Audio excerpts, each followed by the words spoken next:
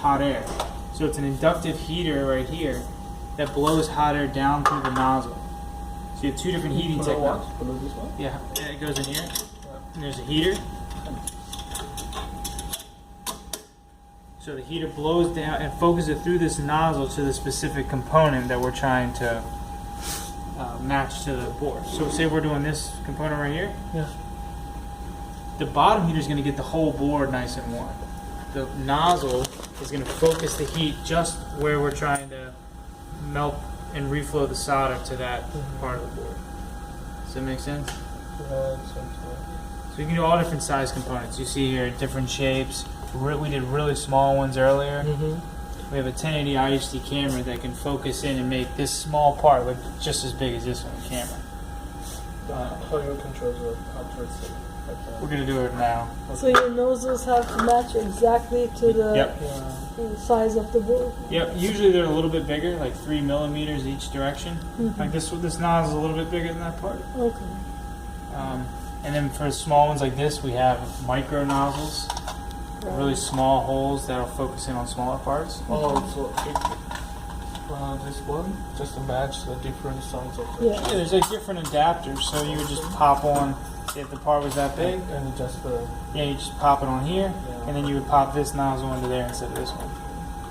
This is a micro that can do all different small nozzles.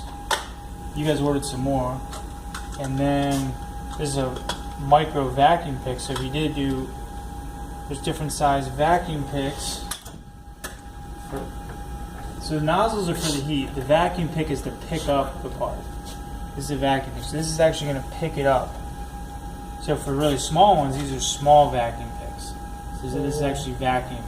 It's going to pick up the small part. So we'll just leave all the small stuff together. This is all for small components. We're just going to, I'll show you a larger one now. These twist in. If you're going to be using it, these go in here, and they twist in here. Just finger tight, and then these pop in. Okay, so you hold it in place with the vacuum. Yes. So let's start it up. The nozzle that he just put in will be directing the heat down, which is the grout, and then the suction cup. Great, so yeah. I'm gonna need some of those tools out of that bag. Yep. Yep. This. And I'm gonna need this.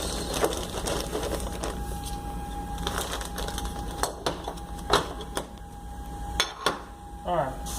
So this. Are you familiar with heating profiles?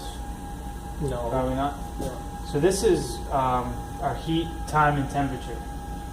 So for Just temperature and just. yep, temperature, time. Okay. So for circuit boards and components, you can't heat them up too fast, or you can thermally shock or damage the board or the parts. A lot of times, if you research components, there's different specs that they have, how hot they can get, how many times they can be reflowed.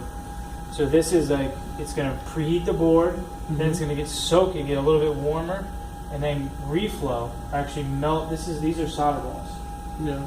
So we're going to melt those, and they're going to match. See, there's matching This pads is, to this. So there's a solder melt temperature of 217 to 221 degrees Celsius. Sorry. Top. Can you repeat it? I don't remember. 217 Something. for lead free. So it's what, tin, silver, copper, right? Well, lead-free is, depending on 96% tin, Yeah. and then there's a couple of different alloys, but 96% tin. So it's hotter. So anyways, so we're going to preheat. The purple lines are your time, and you can click and drag if you need more time. So for every circuit, What's that mean? Just the month after yeah, it's giving you more time. So if this circuit board is pretty simple. It's our demo board. See, if it was a big motherboard for a laptop or Xbox or something, it's going to be larger. It's going to have more mass, so it's going to need more time to heat it up. So for something like that, you would drag out the time. You want to make it a little hotter. So that's, say if we were doing a PlayStation. You familiar with PlayStation?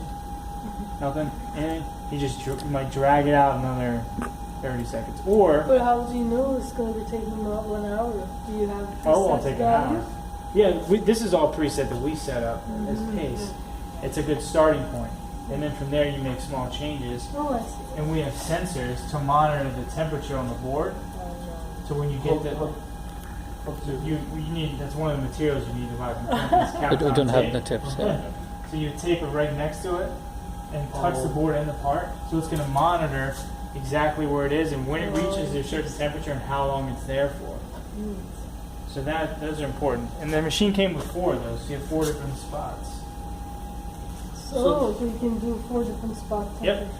You can do it right at the board. You can do it underneath, so you can monitor the bottom of the board not getting too hot. Just use it to point to where you want to get. Yep. So Just the very end is where it's sensitive. okay. And you'll see it. It is board for sensors. Right? Yep, you can do 4 different sensors. You click them on right here. Sensors 1, 2, 3, 4, and it would monitor the temperature. I'll show you once we get going. I'll do one. But when you're developing a profile, when you guys are actually using this machine on your boards, you're gonna want to use that. And he knows you gotta get tape though. Put it down because this tape that we had here wasn't good for heat. So, anyways, let's start. We'll do an install. Everything's done through the software, which runs the machine. It's all point and click with the mouse. You barely use the keyboard. The only thing you would use the keyboard for is to save profiles. Okay. So you hit start process. It always comes up with a little video and text, kind of what to do. Load the board. Adjust the laser. Get it aligned close, and then this locks the board into place, and now it doesn't move. Once you And done, this moves it up and down. this one moves it out. How do you adjust? Like this, And how about this? just like that. Oh, no. Yeah, and then you just lock this. So now it's locked into place like that. And then once you lock this, now it doesn't move at all. Cool. You get it. And then this is a little spring loaded. How about this one? Well, I'll show you that in a minute. Yeah. Yeah, I'll show you that in a minute. Oh, You have to lock in. See, there's an X and Y adjustments. yeah, I saw that. See it moving? Yeah, they're moving. So, And those fine adjustments, you'll typically use them, you get down into some real small components where, you might, with a larger component, you could just set it up manually, push it into place. The laser showing you the center, but when you get into the smaller, you need those micro adjustments to get down to the center. now hit OK. You always hit OK, and then the next thing will pop up. Slide centering nest out, which is this. See that? It's on the track. What's that? Yeah, you push it. Gotta play with it. Push it. It's a little track. It's magnetized right there. The centering nest. Removes, and now low component. This is a centering nest. So now this is where the vacuum is going to pick the component up out of there to get ready for alignment. So that's the launching pad. Yeah.